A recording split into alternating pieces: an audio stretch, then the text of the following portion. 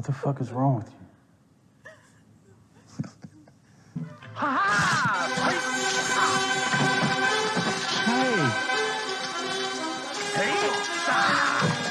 Hey everyone, and welcome to the House of the Conqueror. I'm Johnny B. Crazy, and let's get right into it. Westworld Season 3, Episode 6, Decoherence, aired last Sunday, and here are my thoughts, analysis, and takeaways from this episode. This week, be careful what you wish for. Maeve wants Hector back? Denied. Charlotte wants to save her family? Nope. sassaK wants the key? Never! The man in black is hungry for a finger? Well, he got that. You can't always get what you want, but if you try sometimes, you just might find you get what Dolores needs. Season 3 has shaped up to be a mirror world of the park in Season 1, with humanity awakening and rebelling instead of the hosts. One cool parallel is seen here, with rioters painting Maeve's graffiti. Is there a place for humanity in the future? Let's see if we can figure this episode out. We find Maeve practicing her combat skills on a bunch of Nazis named Agent Smith. As we've seen, Maeve's body died in Singapore from the wound given to her by Musashi. sassaK has promised her a new body, and some friends. Dolores has friends, why not Maeve? The Valley Beyond, aka Virtual Eden, is held over Maeve like a carrot on a stick, and sassaK is ruthless in his destruction of host kind. I do not think he will really give Maeve what she wants in exchange for defeating Dolores. From what I've seen this season, he will just kill her and erase Virtual Eden. He doesn't give two shits about the hosts, and there is no reason for him to come through on his end of the deal for Maeve. He has his failsafe button, and has shown no compassion.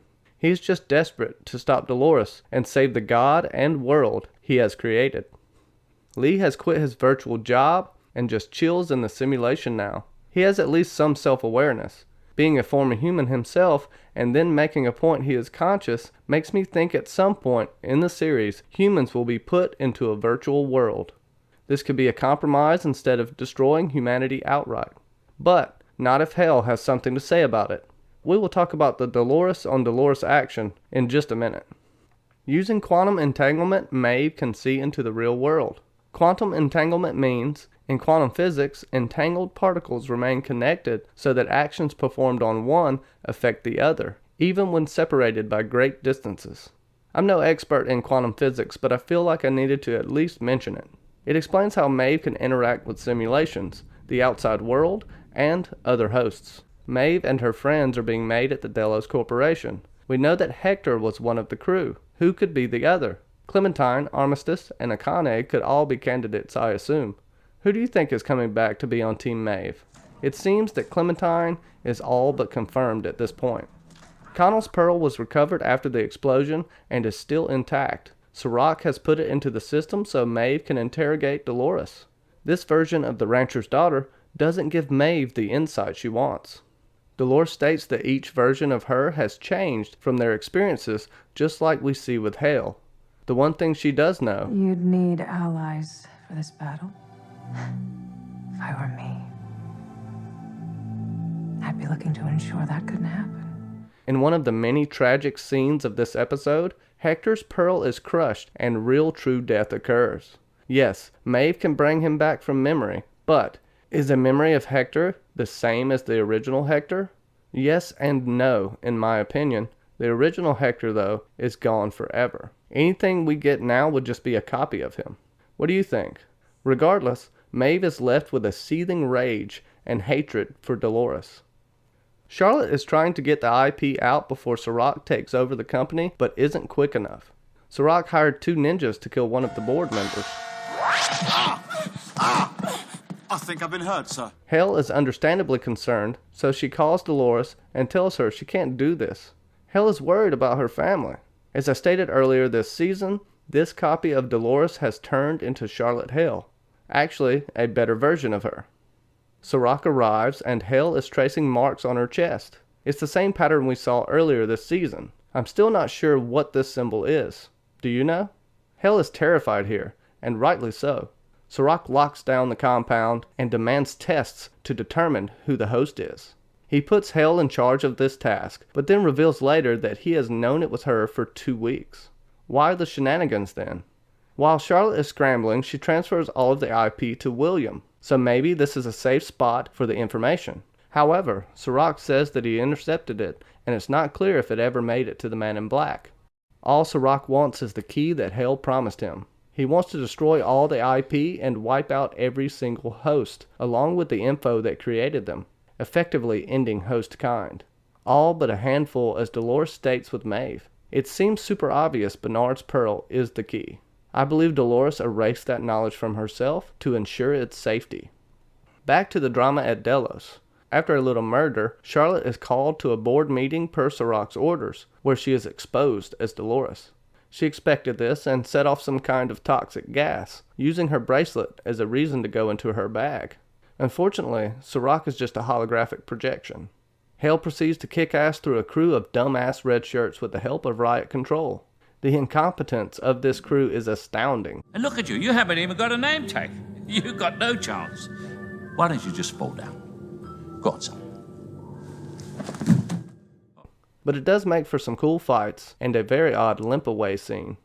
We see how much Charlotte cares for her family, and luckily Jake hasn't read his profile. She tells Jake and Nathan to get ready to leave. She gives Nathan an elephant, and, remember, an elephant never forgets. I'm wondering where they will end up and how this will play out when...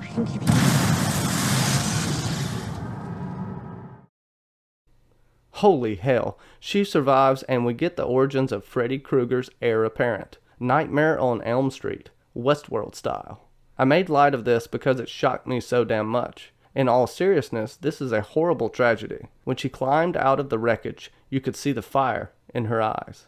She has lost the family she grew to love, and any future with the real them has been destroyed. It's most likely sassaK who ordered the hit, and judging from this douche with an earpiece, I think it's confirmed. We do, however, know that Dolores was not fond of the effect Charlotte's family was having on her copy. This is a win-win for Dolores for now. Hale will dismantle and kill sassaK if she can. I don't think he knows she is still alive. This gives her a possible blind spot to get her revenge while sassaK is preoccupied with Caleb and Dolores. Conflict with Dolores and Hale will inevitably ensue once the threat to host kind is taken care of. She is becoming her own person, completely separate from the original. You live only as long as the last person who remembers you, and there is a possibility Hale could recreate Jake and Nathan in the future. Insert elephant. With most of the hosts being destroyed, I think humans that hosts like and even love will be recreated to make this new world. Let me know how you feel about these events, and do you think Dolores could have ordered the hit to rid Charlotte of her weaknesses? Sonora, Mexico, at an Insight facility. We pick up with William in group therapy. His take on humanity is bleak, to say the least.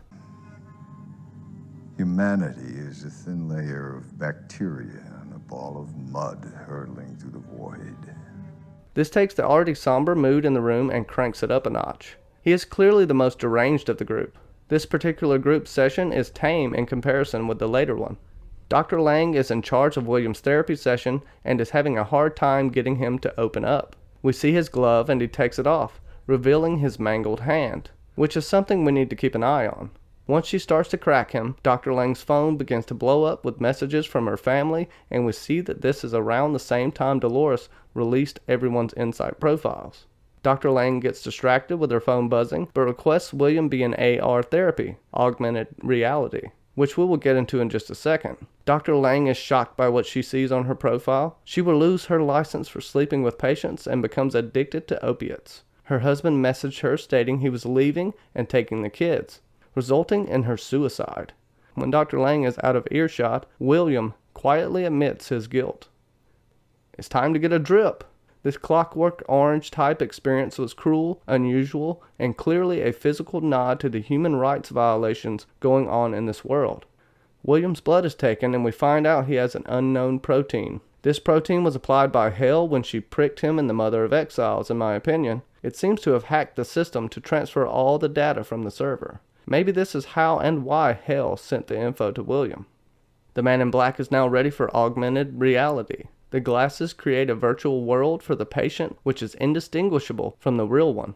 William starts his journey by seeing the child version of himself and is clearly disturbed by it, to the point where the medical staff needs to come in and calm him down. It's time for his limbic, but not before pulling an armistice. An eye for an eye, a finger for a finger, as they say. As rabid as he is, they are still able to force a limbic to the roof of his mouth, effectively calming him down to a drooling state. He is awoken from his virtual slumber by Craddock, the brash confederado. Other than familiarity, I don't believe his presence means much. At first I thought it was a version of Dolores breaking him out. Unfortunately, for the man in black, it was not the case. Shit. William is confronted with all the past versions of himself, with James Delos as the group therapist. This includes the child, young William, philanthropist William, and the man in black. He is trying to figure out how he got to this point, but we see he was violent, even as a kid. The biggest question is, did he choose the path, or is he just a passenger? He understands now what must be done. Murder himself in order to be free from his past and saving the self-proclaimed best version of himself for last. Willie now identifies as the good guy, with some obviously twisted logic. The last we see of Willie is Bernard and Stubbs finding him after everyone in the facility has forgotten about him, and we conspicuously don't see William's hand. Now, in augmented reality, Willie had his hand as it is just a simulation. We should see him with a glove. I'll tell you a little something about Milk and the McPoyles. They go together like hand and glove. And there may come a point where we see him without it and a whole hand, signifying host William at some point. He will be made into a host. The question is when. Do you think William is already a host, or will we see him go through the process? Is Willie actually going to be good in the end? Was killing Emily, being placed in a prison of his own sins, and confronting the ghosts of the past his only way out of mental hell?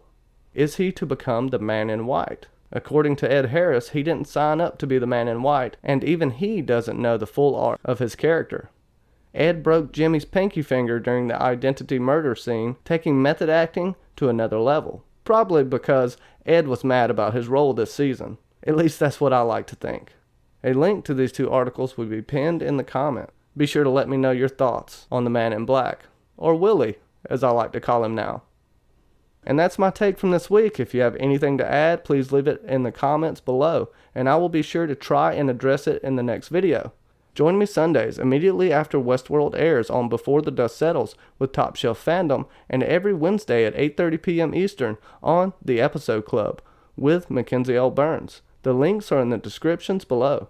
Be sure to subscribe and hit that notification bell for more content like this, and a very special thank you to all my patrons. Check out my Patreon if you want to support my crazy. I'm currently wiping my hiney with pine cones. I need toilet paper. Thank you for visiting the House of the Conqueror. Johnny Be Crazy, signing off.